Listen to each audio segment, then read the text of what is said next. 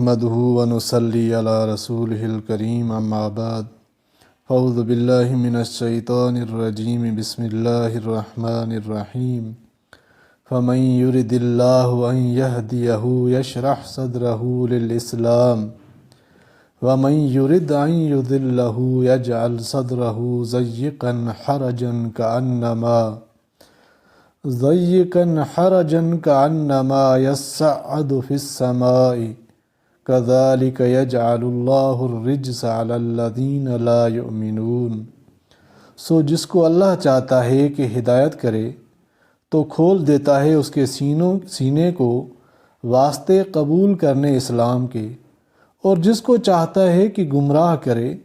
کر دیتا ہے اس کے سینے کو تنگ، بے نہایت تنگ،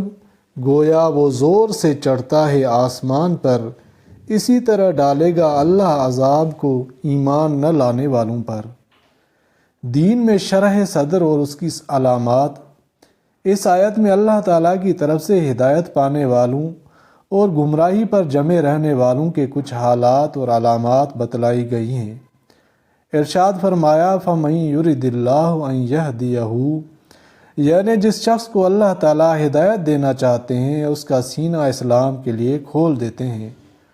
حاکم نے مستدرک میں اور بیہقی نے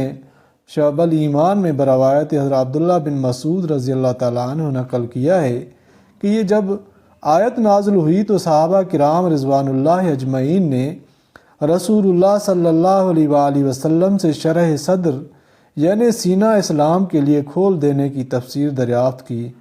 آپ صلی اللہ علیہ وآلہ وسلم نے فرمایا کہ اللہ تعالیٰ مومن کے دل میں ایک روشنی ڈال دیتے ہیں جس سے اس کا دل حق بات کو دیکھنے سمجھنے اور قبول کرنے کے لیے کھل جاتا ہے، حق بات کو آسانی سے قبول کرنے لگتا ہے اور خلاف حق سے نفرت اور وحشت ہونے لگتی ہے۔ صحابہ کرام نے عرض کیا کہ کیا اس کی کوئی علامت بھی ہے جس سے وہ شخص پہچانا جائے جس کو شرح صدر حاصل ہو گیا ہے؟ فرمایا کہ ہاں، علامت ہے کہ اس شخص کی ساری رغبت آخرت اور اس کی نعمتوں کی طرف ہو جاتی ہے،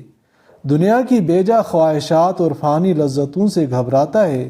اور موت کے آنے سے پہلے موت کی تیاری کرنے لگتا ہے۔ پھر فرمایا وَمَن يُرِدْ أَن يُضِلَّهُ يَجْعَلْ صَدْرَهُ ضَيِّقًا حَرَجًا، یعنی جس شخص کو اللہ تعالیٰ گمراہی میں رکھنا چاہتے ہیں اس کا دل تنگ اور سخت کر دیتے ہیں، اس کو حق بات کو قبول کرنا اور اس پر عمل کرنا ایسا دشوار ہوتا ہے جیسے کسی انسان کا آسمان میں چڑھنا۔ امام تفسیر کلبی نے فرمایا کہ اس کا دل تنگ ہونے کا مطلب یہ ہے کہ اس میں حق اور بھلائی کے لیے کوئی راستہ نہیں رہتا۔ یہ مضمون حضرت فاروق اعظم رضی اللہ تعالیٰ عنہ سے بھی منقول ہے، اور عبداللہ بن عباس رضی اللہ تعالیٰ عنہ فرمایا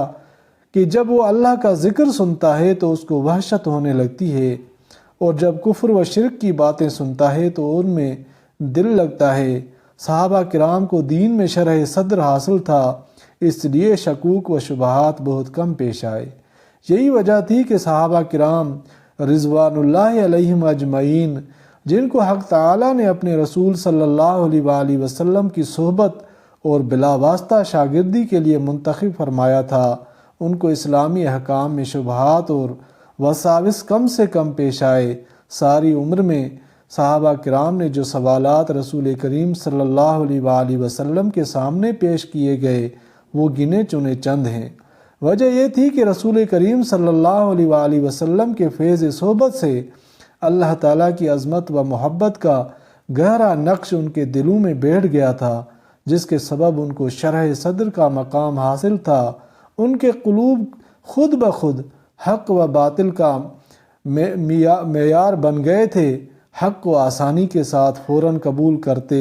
اور باطل ان کے دلوں میں راہ نہ پاتا تھا۔ پھر جوں جوں رسول کریم صلی اللہ علیہ وسلم کے عہد مبارک سے دوری ہوتی چلی گئی، شکوک و شبہات نے راہ پانی شروع کی، عقائد کے اختلافات پیدا ہونے شروع ہوئے۔ شکوک و شبہات کے دور کرنے کا اصلی طریقہ بحث و مباحثہ نہیں، شرح صدر کی تحصیل ہے، اور آج پوری دنیا شکوک و شبہات کے گھیرے میں پھنسی ہوئی ہے اور بحث و مباحثے کی راہ سے اس کو حل کرنا چاہتی ہے، جو اس کا صحیح راستہ نہیں۔